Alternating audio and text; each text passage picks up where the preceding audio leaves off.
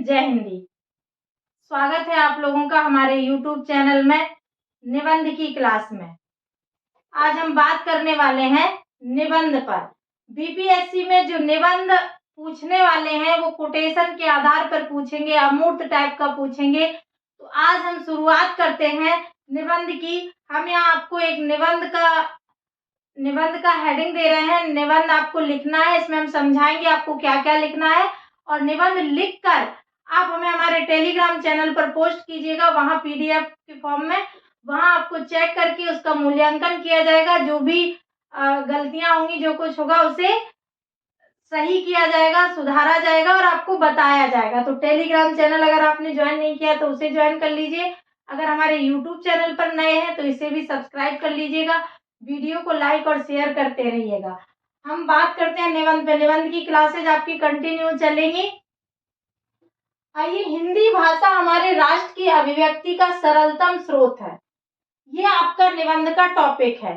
हिंदी भाषा हमारे राष्ट्र की अभिव्यक्ति का सरलतम स्रोत है। ठीक है, वैसे तो ये कथन सुमित्रानंदन पंत का है, लेकिन आपको कैसे लिखना है हम इस पे चर्चा करेंगे। जब आपको ये निबंध लिखना है तो कोई भी निबंध ऐसे तो आप जब लिखिएगा तो पहला आप कोई कथन दीजिएगा, किसी अच्छे राइटर का कोई कथन हो, कोई कविता हो, कोई दोहा हो, उससे शुरुआत कीजिएगा। तिलक का एक कथन है कि भाषा की समृद्धि स्वतंत्रता का बीज है। ये हम आपको दे रहे हैं, बाकी आप अपने से भी खोज के लिख सकते हैं। भाषा की समृद्धि स्वतंत्रता का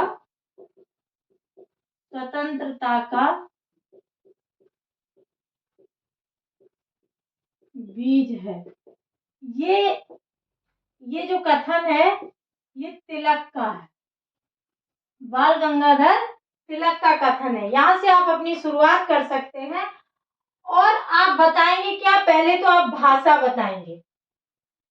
जो आप प्रस्तावना लिखेंगे, प्रस्तावना कह लें, हेडिंग नहीं डालना है निबंध में, ठीक है। प्रस्तावना में आप क्या लिखेंगे, भाषा को डिफाइन करेंगे, भाषा क्या है। उसके बाद हिंदी भाषा क्या है, कैसी है, क्या है, इसकी चर्चा करेंगे और अभिव्यक्ति पर भी चर्चा करेंगे, अभिव्यक्ति के माध्यम पर। ठीक है, इस पर आप चर्चा कर देंगे प्रस्तावना में। प्रस्तावना में इस पर चर्चा करने के बाद आप बताएंगे अगला पॉइंट, अगला पैराग्राफ जो आप लिखेंगे उसमें आप लिखेंगे भारत में हिंदी की स्थिति। इसमें आपकी राष्ट्रभाषा आदि आ जाएगी। सबसे पहले आप क्या करेंगे, कोई एक कोटेशन देंगे, कोई कथन देंगे, कोई कविता जो आपको देना हो। एक हमने लिख दिया है, अगर आपको नहीं मिलता तो आप इसी का यूज कीजिए। अगर आप अपनी तरफ से किसी का लिखना चाहते हैं तो कोई कोटेशन लिख सकते हैं। उसके बाद आपको प्रस्तावना लिखना है, एक पैराग्राफ। प्रस्तावना या कोई भी किसी तरह की कोई हेडिंग नहीं डालना है। ये पॉइंट मैं इसलिए बता रही हूँ कि आपको इनको डिस्क्राइब करना है। ठीक है, इनको डिस्क्राइब करते हुए आप निबंध लिखिएगा। निबंध आपको कम से कम 1000 शब्दों में लिखना है। ठीक है, 1000 शब्द, 1000 शब्दों में निबंध लिखना है। कम से कम 5 से 6 पेज। ठीक है, 5 पेज तो एटलीस्ट लिखिएगा। सॉरी, 5 पेज नहीं, 10 पेज, मिनिमम 10 पेज लिखना है। ठीक है, क्योंकि एग्जाम में 36 पेज आते हैं, आपको 3 निबंध लिखने हैं। तो 36 का 12 तिया 36, एक निबंध के लिए 12 पेज हैं। तो कम से कम 10 पेज फिर भी लिखिएगा। भारत में हिंदी की स्थिति बताइएगा, इसमें राष्ट्रभाषा पर चर्चा कीजिएगा, राष्ट्रभाषा वगैरह पे चर्चा कीजिएगा। ठीक है, अगले पैराग्राफ में। उसके बाद आप लिखिएगा, भारत में हिंदी की स्थिति बताने के बाद आप लिखिएगा कि वैश्विक मंचों पर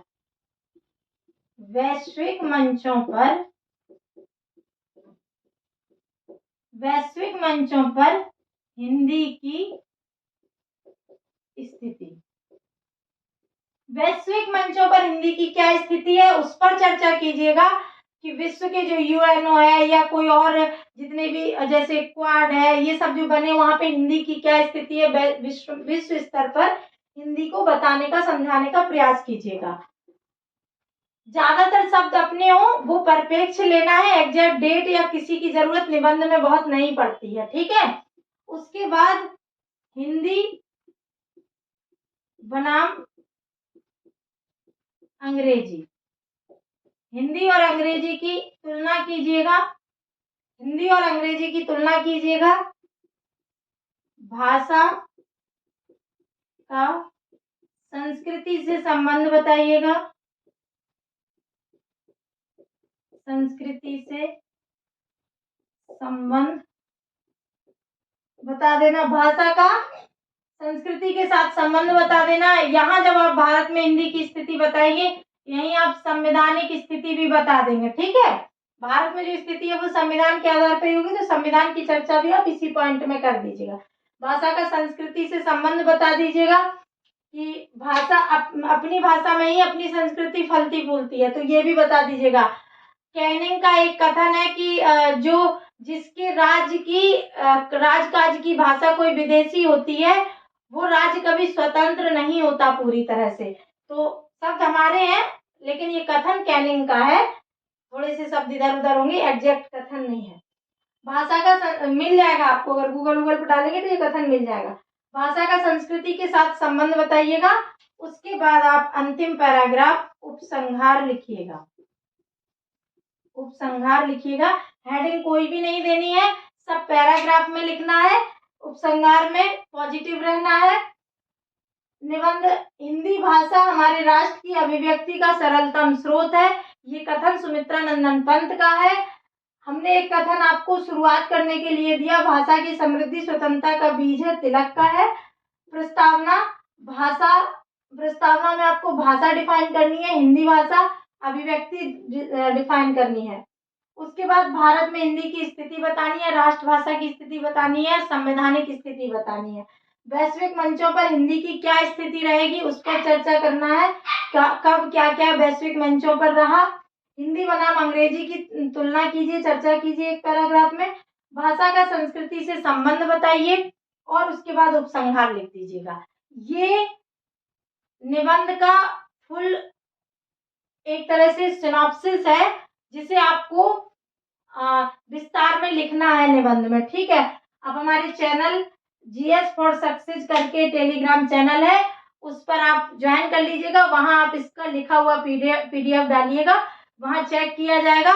जो मूल्यांकन होगा, जो गलतियां होंगी, जो भी सुधार होगा या जो अच्छा रहेगा वो आपको बताया जाएगा। जीएस के भी प्रश्न वहां करवाए जा रहे हैं, तो आप लोग जल्दी से जल्दी जुड़ के अपनी मेंस की प्रैक्टिस वहां शुरू कर दीजिए, आपके लिए बहुत लाभदायक होगा, ठीक है। नया चैनल बना है, पुराने चैनल में कुछ प्रॉब्लम आ गई थी इसलिए उसको हटाना पड़ा। नया चैनल बनाया है, इसलिए अभी उसमें नए स्टूडेंट है, पुराने स्टूडेंट को नहीं जोड़ पाई हूँ।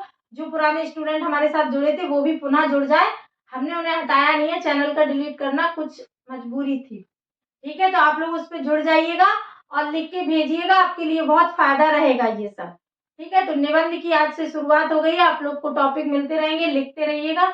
हमारे साथ जुड़े रहने के लिए बहुत बहुत धन्यवाद।